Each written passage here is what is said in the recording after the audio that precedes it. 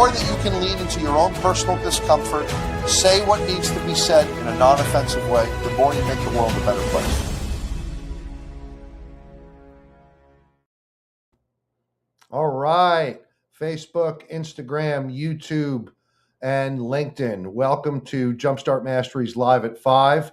However, I am in the Eastern time zone from Brooklyn, New York, where I'm lodging after spending time today in the Bronx at a juvenile center, and yesterday in Brooklyn at a juvenile center, and Wednesday through Friday, tomorrow through Friday, I'll be teaching down in the financial district. Welcome all to Live at 5. Today we're going to talk about something that certainly I hear about regularly when I meet with workforce members who are participating in de-escalation training. They very often say, my goodness, I can use this stuff at home.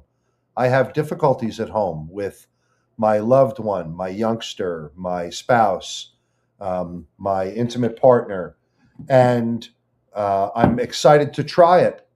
I hear that an awful lot. On Tuesdays, when we do Live at 5, we try to bring crisis de-escalation principles to people where they can be applied and used in everyday life. And the principles are, quite frankly, no different than we would use in a crisis de-escalation involving high risk. But interestingly and not surprisingly, they're of particular value at home. And I think there's something to be said about living one's message. I had a great tutor on that principle, Dr. Brian Zolnikoff, who was a subject matter expert that we brought into the care and services system in Washington when we wanted to implement some special programming on a unit where people were living with very serious mental illness, having a lot of challenges participating in everyday treatment. And we needed some specialty psychology and specialty intervention in getting those people more involved in active treatment. And he was able to do that. And he used to say all the time, Andy, I live my message. So I think there's something to be said about living one's message. And if you're interested in crisis de-escalation, or if you're already skilled, what better place than to do it at home? It's probably the place that's hardest to do it also. Why do you think that might be? I have some ideas on why that is. When I'm asked, why is this stuff so hard to do at home? It's because we have need in the relationships at home very often. We have needs from our intimate partner, our spouse, our romantic interest, our loved one. We have needs. We have needs from family members and close friends.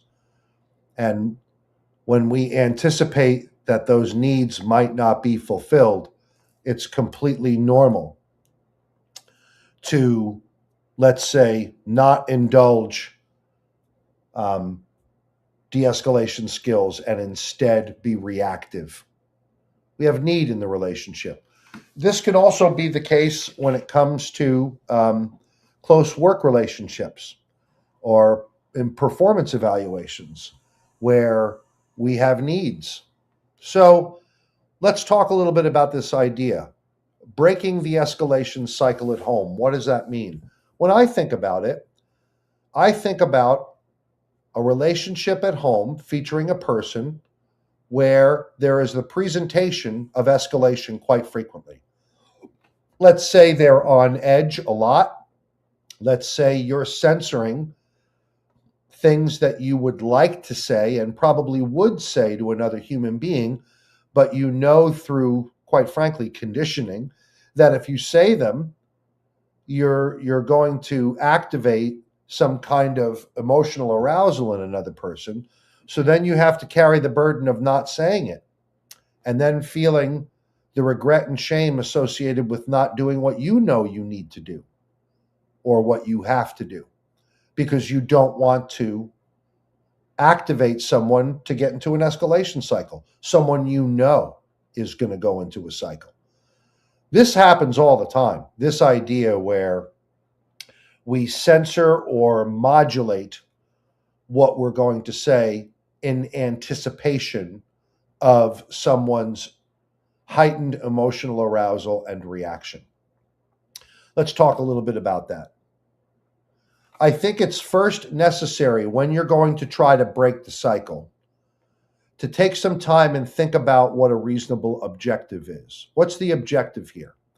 Is the objective to be right? Is the objective to get my needs met? Or is the objective to try in this situation to talk about something in a way where we're able to make more progress than we ordinarily do, and that the person is less inclined to go into an activation cycle when they ordinarily would? Would you agree that that's a fair objective? I think it's a fair objective. Let's say my wife and I have gotten particularly good at this over the years. Let's say I have to address a topic that I know she can experience as caustic or,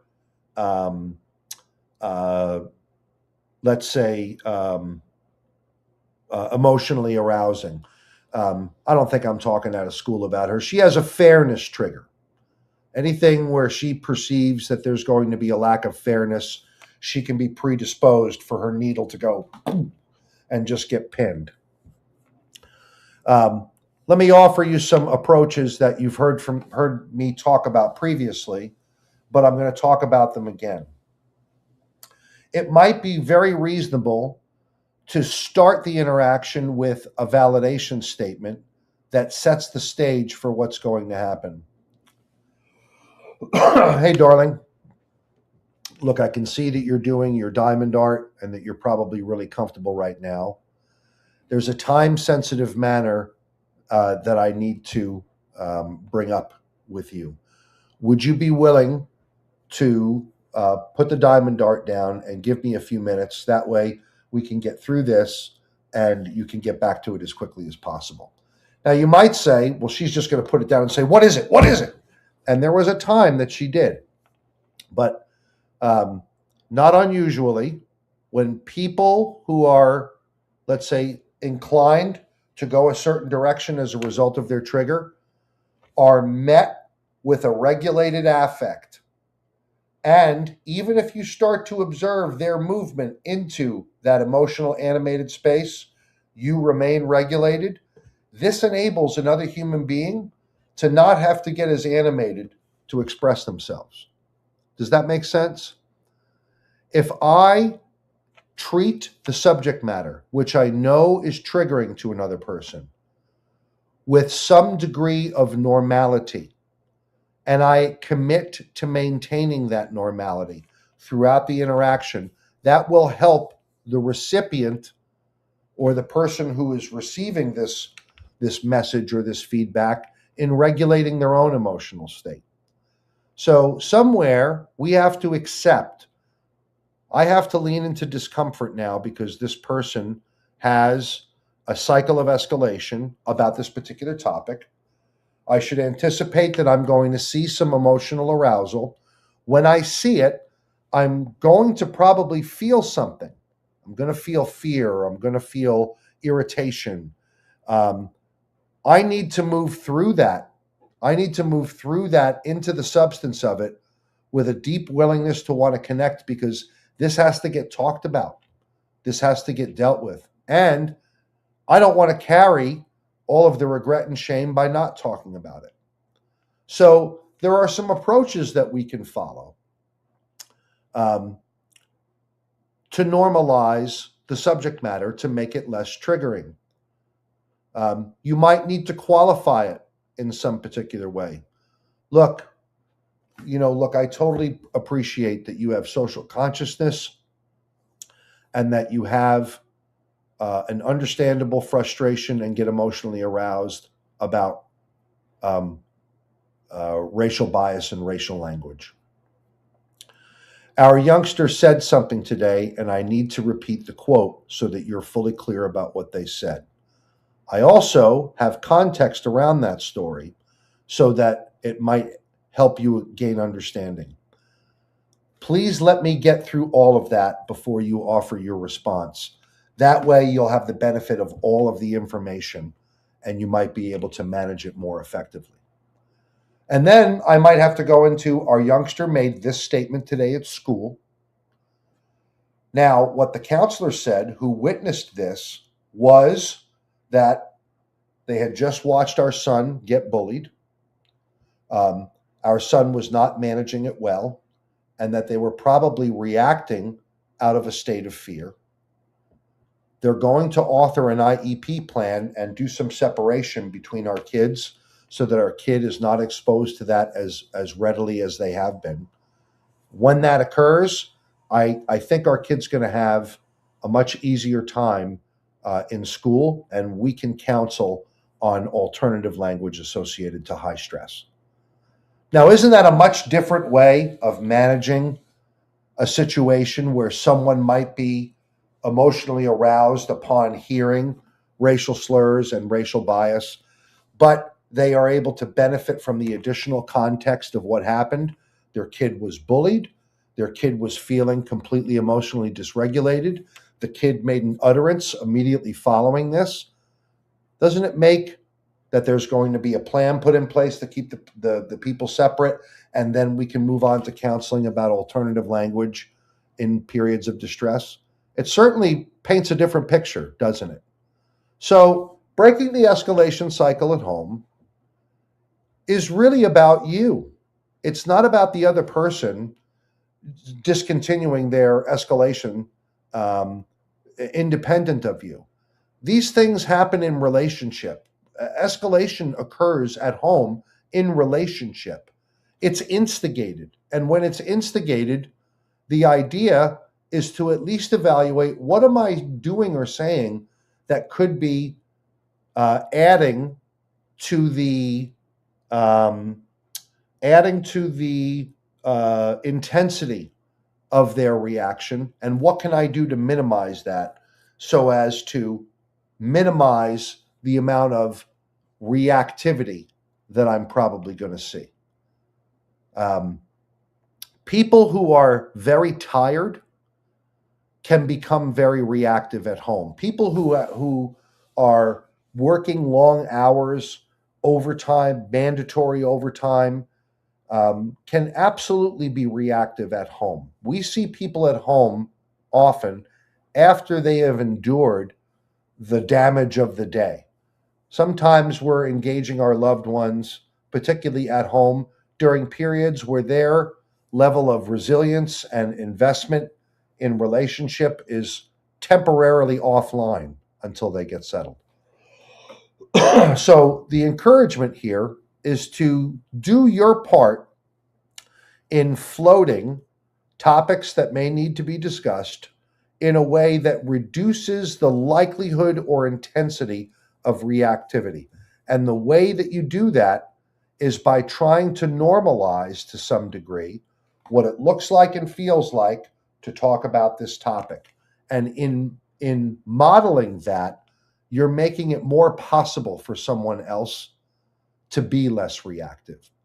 You're going to make it more possible for them to be reactive if you, let's say, reduce the quality of the sophistication that is needed to something that's simple, just so you can get it done. Look, I'm just going to put this out there and get it over with. Rip the Band-Aid off. I'm recommending, if you want to break an escalation cycle, to not rip the Band-Aid off.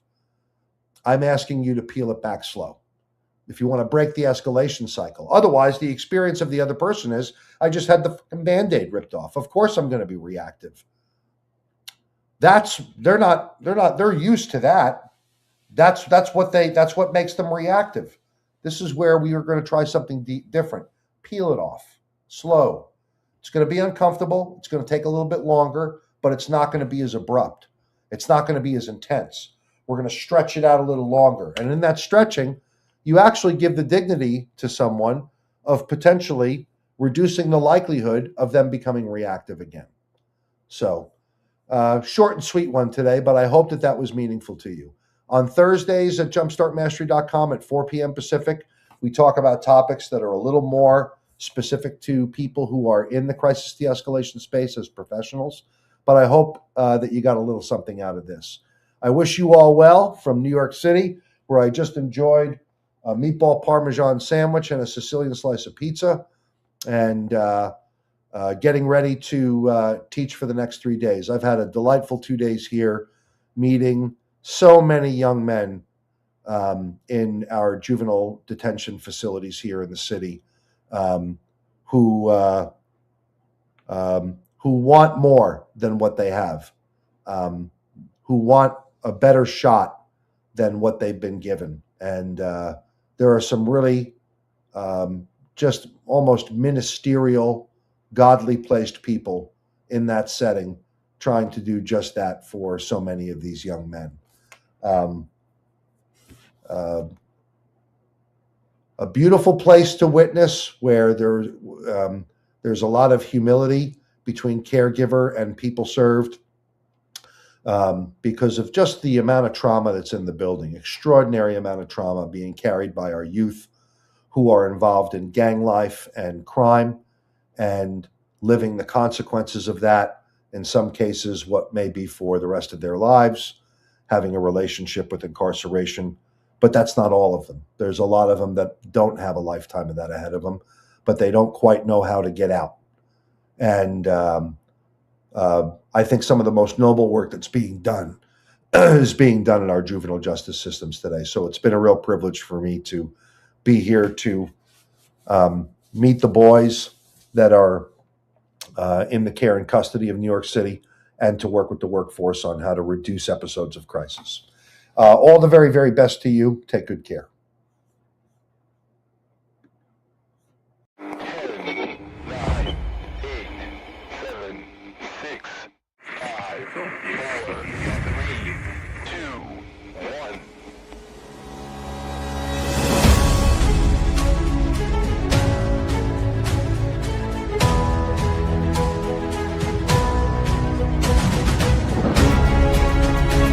More that you can lean into your own personal discomfort, say what needs to be said in a non-offensive way, the more you make the world a better place.